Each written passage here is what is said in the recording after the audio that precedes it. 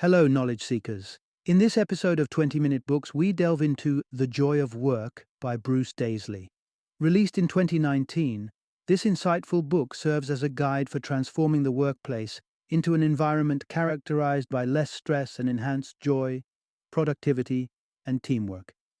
Bruce Daisley, a seasoned professional with a rich background in writing and who has climbed the corporate ladders at notable companies like Twitter and Google, brings a wealth of real-world experience to the table.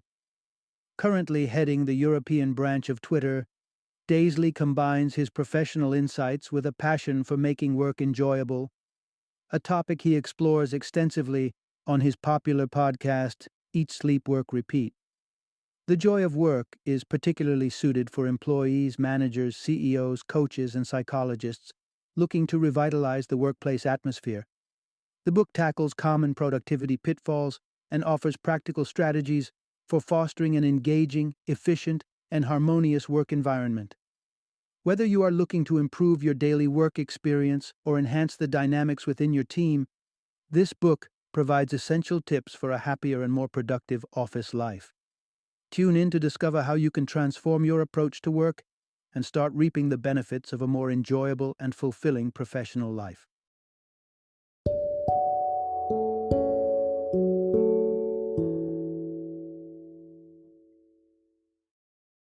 The Joy of Work: 30 Ways to Fix Your Work Culture and Fall in Love with Your Job Again.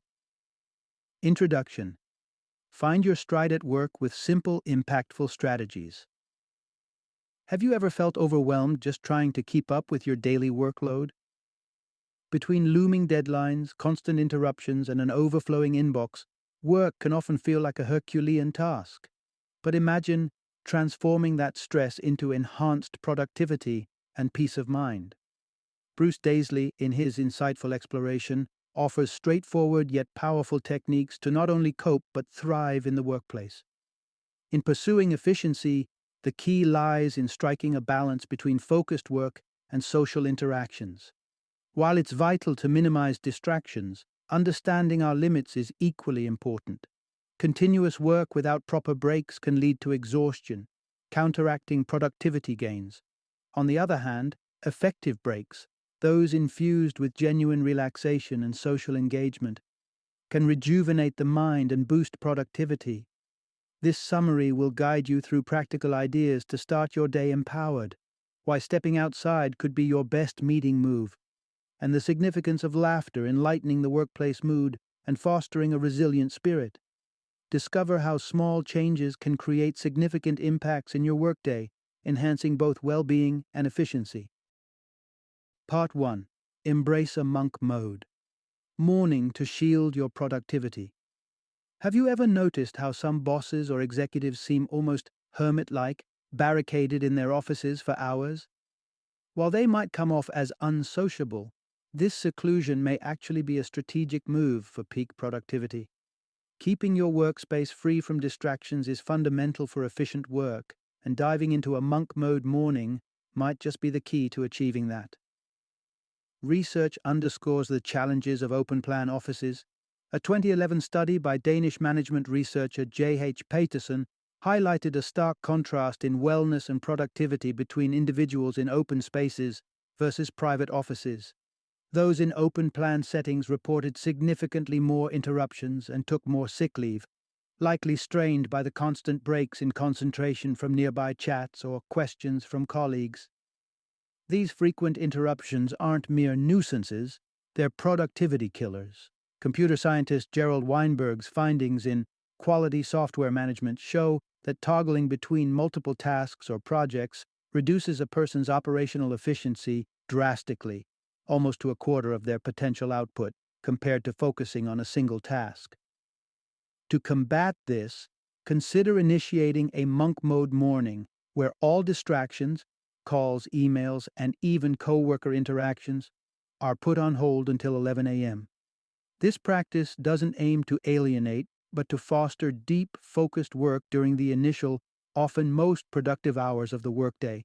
If you're lacking a physical door to shut out interruptions, a pair of headphones might serve as your symbolic do not disturb sign until the clock strikes 11 o'clock. The idea here is not isolation, but rather crafting a sanctuary of concentration that allows you to start your day with exceptional productivity. Embrace the monk mode and watch your work efficiency transform, despite what the open office might throw your way. Part 2. Unlock creativity with the power of walking meetings. Stuck on a challenging project or staring down a fast approaching deadline? It might seem counterintuitive to step away from your desk, but taking a walk could be just what you need to spark creativity. As celebrated author J.K. Rowling noted, "There's nothing like a nighttime stroll to give you ideas," a sentiment that finds backing in scientific research. A landmark 2014 study by Stanford psychologists Marilio Pezzo and Daniel Schwartz supports the notion that walking enhances creative thinking. They tested participants on their ability to generate creative uses for everyday items. For example, envision a key shaped like an eye. Mundane responses included using it as an ornamental piece, whereas imaginative ideas featured using it as a tool in a dramatic scenario. Interestingly, 81% of participants who went for a walk produced more creative answers compared to those who remained seated. The study suggested that the simple act of walking boosts creative faculties, and sitting down afterward helps in refining and focusing these thoughts into actionable ideas. This implies not just a short-term creative burst, but a sustainable practice that can enrich cognitive processes. Capitalizing on this, productivity experts like Chris Barres-Brown advocate for walking meetings as a method to integrate movement into daily work routines. In Barres-Brown's approach, two participants share a walk where each gets up to 30 minutes to discuss an issue uninterrupted, then they switch roles. This format not only fosters an energetic environment to brainstorm, but also supports open, uncensored dialogue that can lead to breakthrough ideas and solutions. Incorporating walking meetings into your workplace could dramatically transform how ideas are generated and discussed, both physically and mentally stimulating. They can lead to enhanced creativity, clearer thought processes, and overall increased workplace productivity. So next time you're searching for inspiration, why not take your thoughts and your legs for a walk? Part 3. Combating hurry anxiety in the digital age. Do you ever find yourself repeatedly pressing the elevator button, hoping it'll make it arrive faster? This small, seemingly irrational action is a clear illustration of what's known as hurry anxiety, a pervasive sense of urgency that often leads us to believe we're constantly running behind. This form of anxiety is more prevalent than ever in our highly connected and information-saturated world. Hurry anxiety stems from the persistent, underlying stress brought on by an endless list of tasks and the bombardment of information. For instance, a 2015 study by the Radicati Group on global work habits uncovered that the average person deals with 130 emails daily. However, this is just a fraction of the information we process. According to Daniel Levitin's 2011 work, The Organized Mind, the average American worker handles about 100,000 words of information daily, a staggering five-fold increase from 1986. This constant influx can make it feel impossible to catch up, contributing to feelings of anxiety and overwhelm. Yet, there are effective strategies to mitigate this and find serenity amidst the chaos. Firstly, it's crucial to differentiate between being busy and being productive.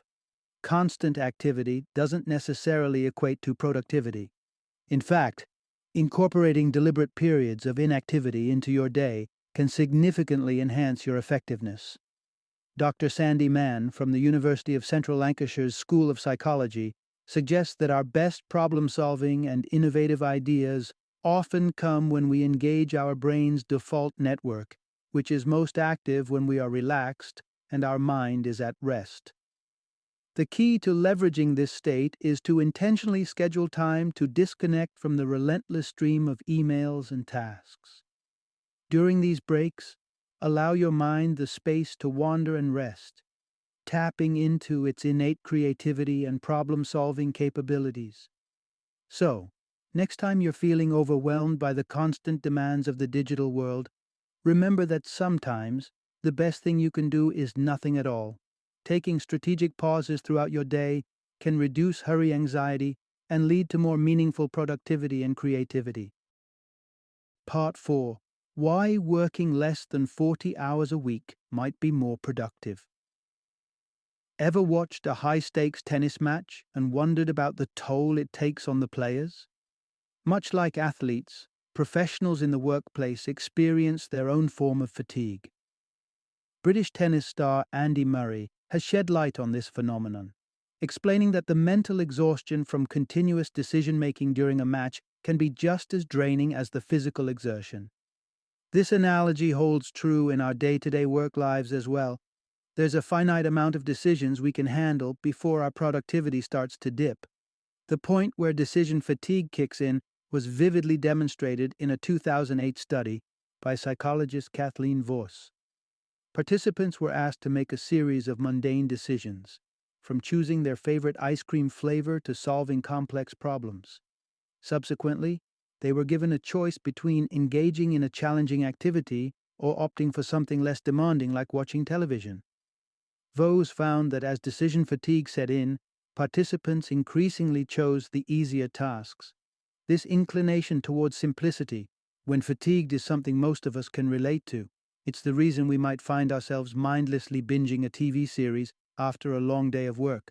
But this behavior is a clear sign of mental exhaustion from decision making. The impacts of this exhaustion are also noticeable in workplace cultures that encourage excessively long hours. Scott Maxwell, a former McKinsey consultant, observed that productivity significantly dropped when employees worked beyond 40 hours a week. Despite the common practice of sleeping under desks to meet deadlines, the output didn't justify the hours spent.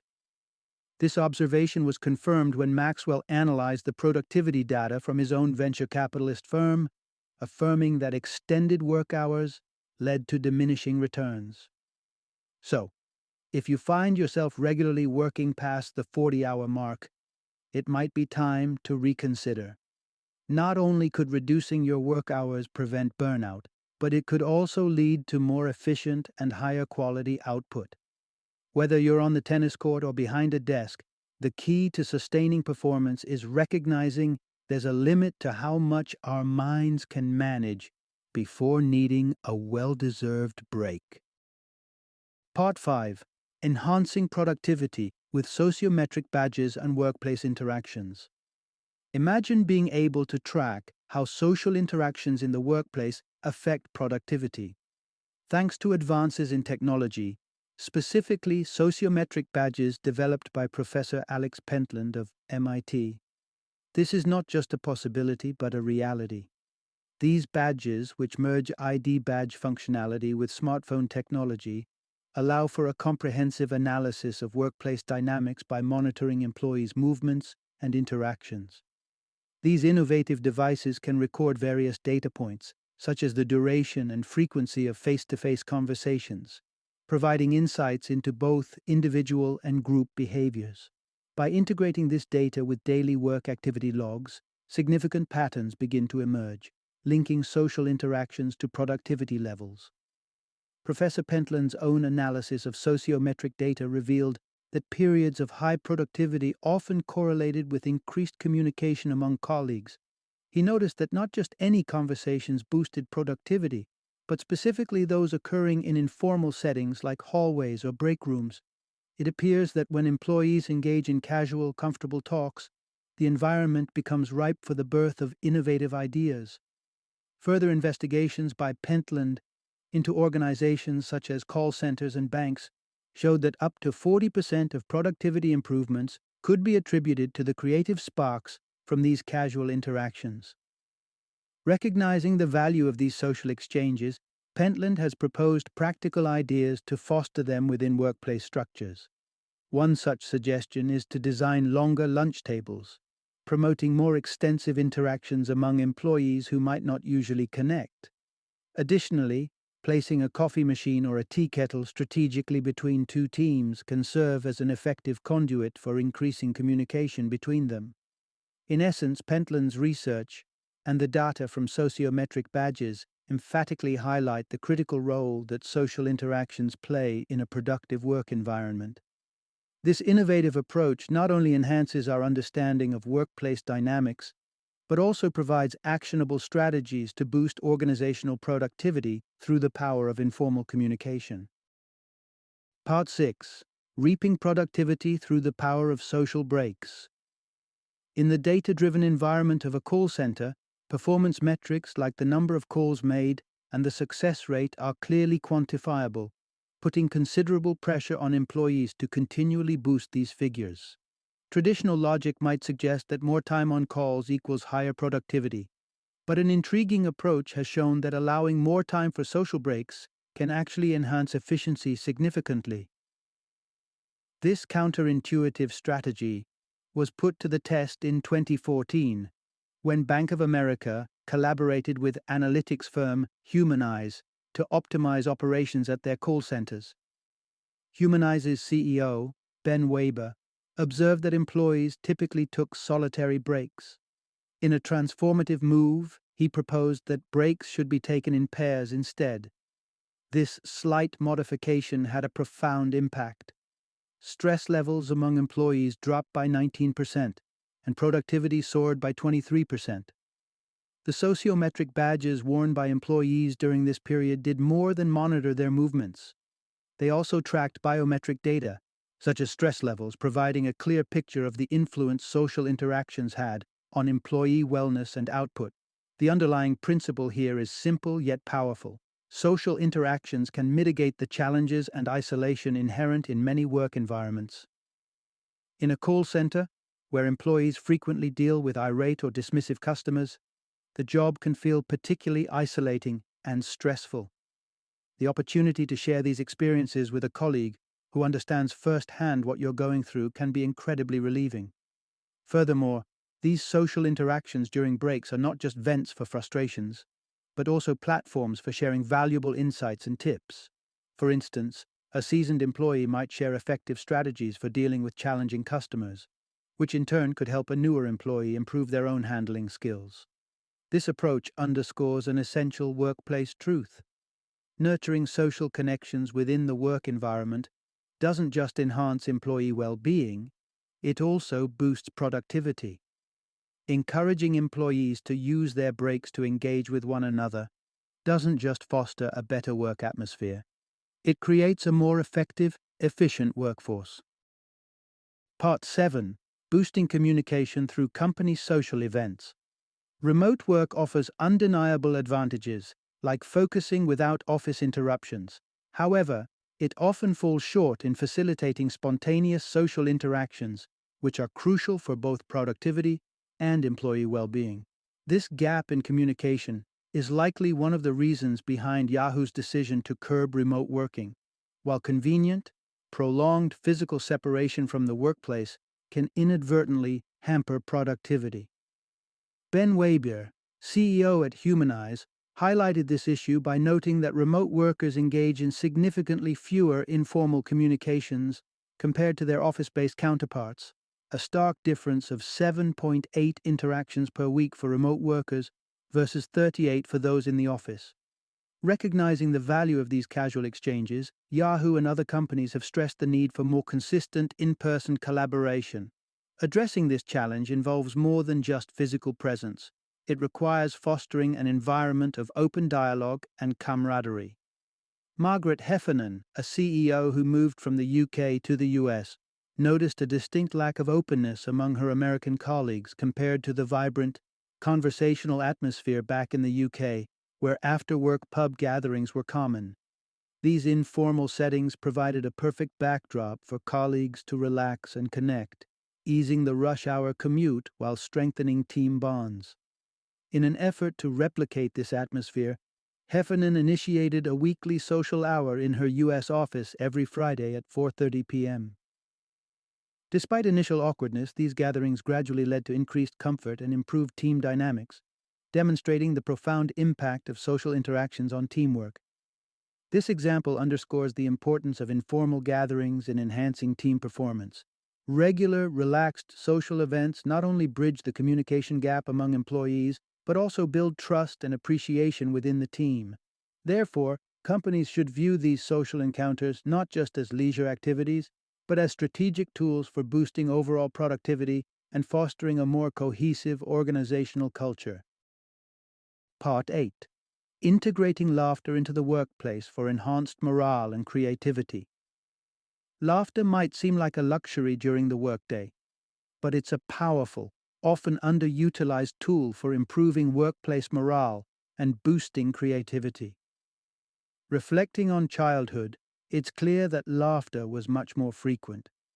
Why shouldn't this joyful activity extend into our professional lives, especially when its benefits are so profound? The transformative power of laughter is particularly evident in high-pressure environments, such as military hospitals. Ethnographer Mark Duron's 2011 study at a U.S. Army hospital in Afghanistan highlighted how medical staff, amidst the grim realities of war, consistently used humor as a coping mechanism to balance the emotional weight of their work. Despite facing life-and-death situations daily, the staff found moments to laugh, which provided crucial emotional relief. Moreover, laughter's benefits are not limited to stress relief. A study conducted at Drexel University demonstrated that laughter could significantly enhance creativity. Participants who watched a comedy routine by Robin Williams before tackling puzzles showed a 20% increase in creative solutions compared to those who did not engage in a laughter-inducing activity prior. Incorporating more laughter into the workplace entails fostering a culture where humor is welcomed and shared freely. This doesn't mean forcing humor, but rather creating an environment where employees feel comfortable expressing joy and sharing comedic moments. Such a culture not only alleviates stress, but also encourages a creative and collaborative work environment. Emphasizing laughter in the office could be as simple as sharing a funny story during meetings or encouraging team activities that include a fun element. Remember, a workplace that laughs together not only creates a more enjoyable environment, but also cultivates a space where innovation can thrive. Encouraging laughter is about unlocking the full potential of the team by embracing the lighter side of life at work. Final summary. The insights offered here call for a transformation in workplace culture, focusing on structured solitude and enriching social interactions.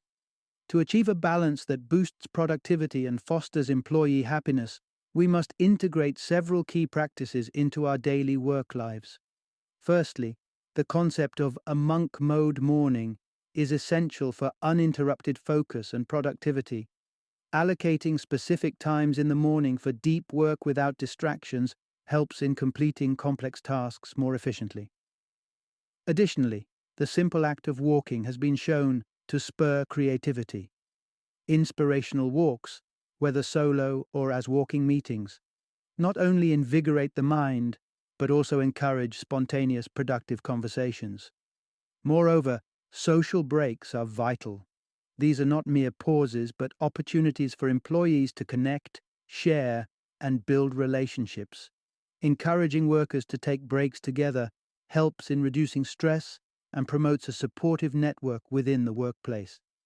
By combining focused work time with meaningful social interactions and dynamic breaks, a workplace can transform into an environment where employees are not only more productive but also genuinely happier.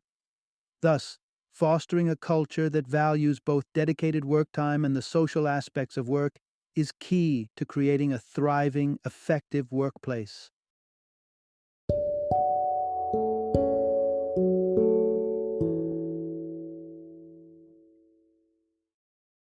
Thank you for joining me today on this journey of learning and discovery as we explored the insights of another thought-provoking book in our growing library of knowledge. If you've enjoyed our time together, please take a moment to follow our podcast, give us a 5-star rating, and share 20-minute books with other knowledge seekers. Your support truly means a lot. Don't forget to join me again in the next episode, where we will delve into another enriching book. Until then, happy reading and happy listening.